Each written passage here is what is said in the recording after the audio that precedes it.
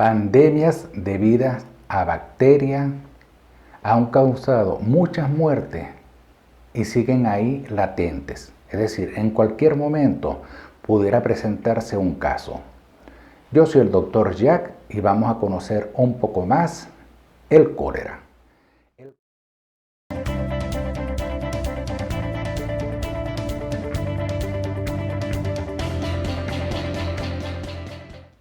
El cólera es una enfermedad diarreica aguda causada por la toxina que produce una bacteria llamada Vibrio cholerae. Esta puede tener un curso desde leve hasta muy grave dependiendo de la cantidad de líquidos y electrolitos que se pierdan. El cuadro clínico puede ser muy grave por la deshidratación que puede generar en una forma muy rápida. ¿Qué origina esta enfermedad, este cólera? Bueno, es una bacteria que se llama Vibrio cholerae. En esta microfotografía podemos verlo, este es el causante. Se sabe que crece en medios acuosos que sirven como reservorios para infección en los seres humanos.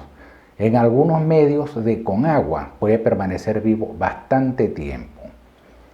Su sobrevida pues depende de dónde esté y cómo es el producto que esté infectado. Por ejemplo, ostras y mariscos, como se conservan en frío, en refrigeración, y se pueden comer crudos, generalmente pueden permanecer mucho tiempo ahí. Sin embargo, en temperatura superior a 60 grados centígrados, se destruye, con la ebullición se mata muy fácilmente. La enfermedad va a ser transmisible hasta por 21 días dependiendo de dónde sea la contaminación. ¿Cómo es la epidemiología? Bueno, se desconoce con certeza cuál es la cantidad de enfermos y la mortalidad que está asociada con el cólera a nivel mundial, porque hay muchos subregistros, muchos casos que no se denuncian, pero se estima que causa aproximadamente 3 millones de casos de diarrea aguda al año, con unas 100.000 muertes. La curva corresponde con las estaciones, principalmente en los meses cálidos y lluviosos. Las áreas más afectadas siempre son las áreas rurales y las urbanas con condiciones marginales, pues debido a los servicios deficientes, no hay agua potable, no hay adecuada eliminación de las heces. Entonces, bueno, el hombre es el reservorio natural del Vibrio cholerae. Es el vehículo, las heces. Una persona infectada excreta muchos microorganismos con sus heces. Esta es la fuente de infección más frecuente, ya que contamina el agua, pozos, riachuelos y así como los alimentos. Si se riegan con agua contaminada o se evacúa en el medio al aire libre, se contaminan las hortalizas. El periodo de incubación del cólera es muy breve, de 2 horas hasta 24 horas, y se mantiene contagioso hasta durante 3 semanas. Entonces, durante ese tiempo la persona puede estar expulsando el vibrio con sus heces, así esté recibiendo tratamiento. En los casos tratados, el periodo se puede acortar. Sin embargo, es conveniente extremar las medidas higiénicas durante una semana por lo mínimo. La enfermedad se produce una vez que esta bacteria, el vibrio, pasa a la cavidad gástrica. De ahí infecta el intestino y empieza a crecer, a multiplicarse. Una vez que está muy abundante, empieza a producir una toxina que hace que el intestino empiece a producir, a segregar mucha agua y electrolitos, y eso hace que las evacuaciones sean muy abundantes. Si no se repone oportunamente esos líquidos que se están perdiendo en forma de diarrea, el enfermo va a llegar a shock por deshidratación severa. ¿Cuáles son las manifestaciones clínicas? Bueno, al ser un cuadro diarreico, la principal manifestación del cólera es la diarrea. Ahora, la gravedad varía desde unos pacientes asintomáticos hasta otros que tienen una diarrea grave. En los casos de diarrea moderada a grave, las evacuaciones son líquidas, abundantes y al inicio no tienen ninguna característica particular.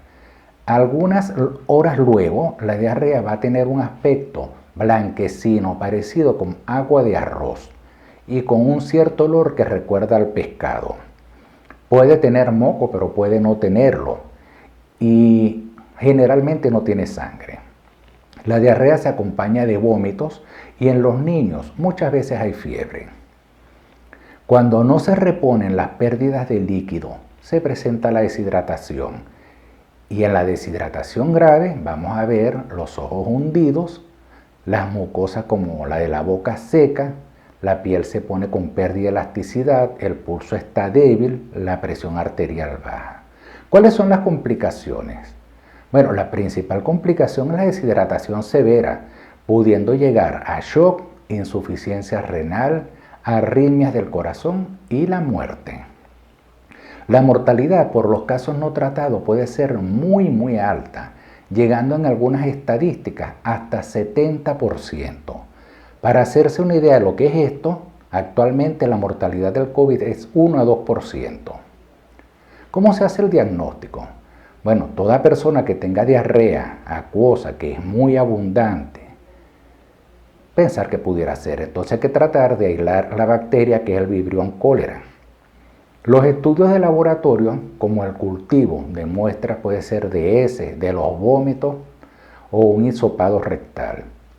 El tratamiento, bueno, en la mayoría de los casos, el tratamiento es la hidratación, antibióticos y hasta el 99% de los casos en muy pocos días se van a curar.